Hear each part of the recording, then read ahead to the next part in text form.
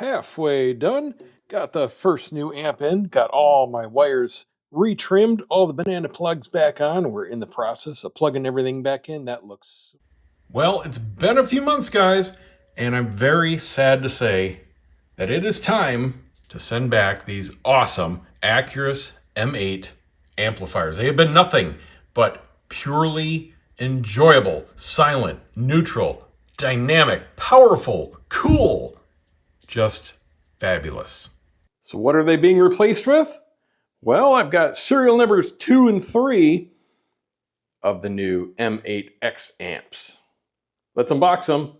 I'll show you the differences and we'll install them in the rack. So inside we have the typical awesome boxing, very sturdy foam.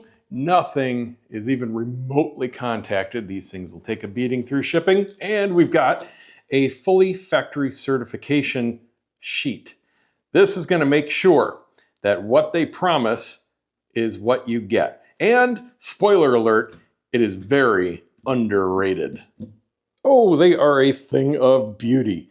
Lightweight, absolutely stone cold silent, run completely cool. They don't even need any kind of ventilation on top. We've just got some very small side vents on either side of it. Now you might ask, well, what's new? That would be around back. Check this out.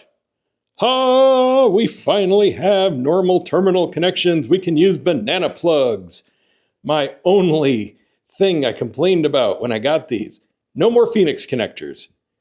Hallelujah. Now you don't have to ruin your good cables. Which unfortunately means I need to rebuild all of mine. But along with the new connectors, we still have our standard XLR ins, IR in, 12-volt trigger, RS-232 for older home control, Ethernet, USB for future firmware updates, and our fused power. Now these do come standard with rubber feet. However, if you do need to rack mount, you just tell them and it will have a rack mount ear kit. Now this is a very versatile platform. It has 8 individual channels of amplification, and all you do is, once it's on the network, go to its IP address that it was assigned, and you can bridge pairs of these in any combination you like. And because I'm just a big geek, let's pop the top. Just took out a few screws, and let's see the glorious inside.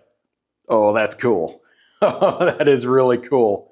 Now, I just have a very rudimentary understanding of electronics, just enough to do things like fix TVs and replace blown or shorted components, things like that, basic troubleshooting. So I'm not even going to pretend to know what all of this is in detail. But I see some serious high-quality capacitors, a lot of nice inductors, beautiful-looking wire management. Everything is just super clean. Totally dig it.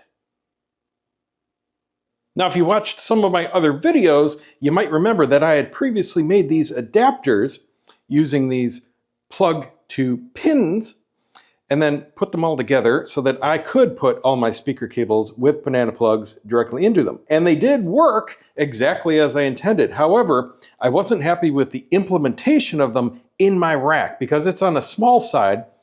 What happened was, with these sticking out of the back of the amps, and then all my banana plugs in the adapters, I had all this exposed metal, and it was precariously close to not only other things in the rack, but the rack itself.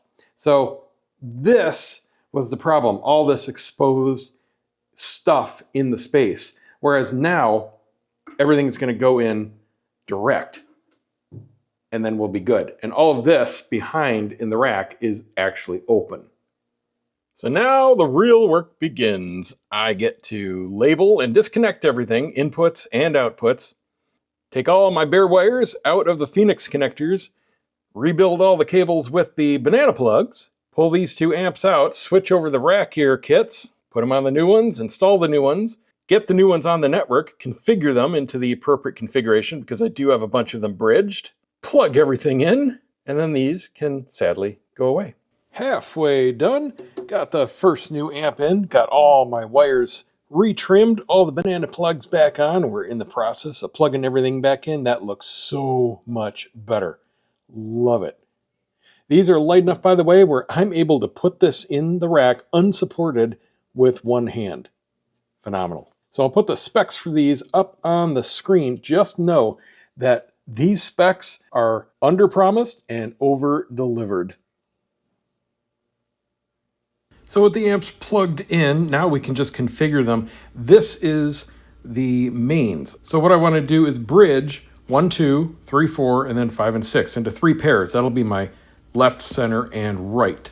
I'm going to tap the M on the 1 channel. Now that is in bridged mode. I'll do the same with 3 and the same with 5. 7 and 8 are unused on this particular amp. Then at the top we see the overall temperature of it. That's just for reference. And click the hamburger menu. We can see all the information about the amp.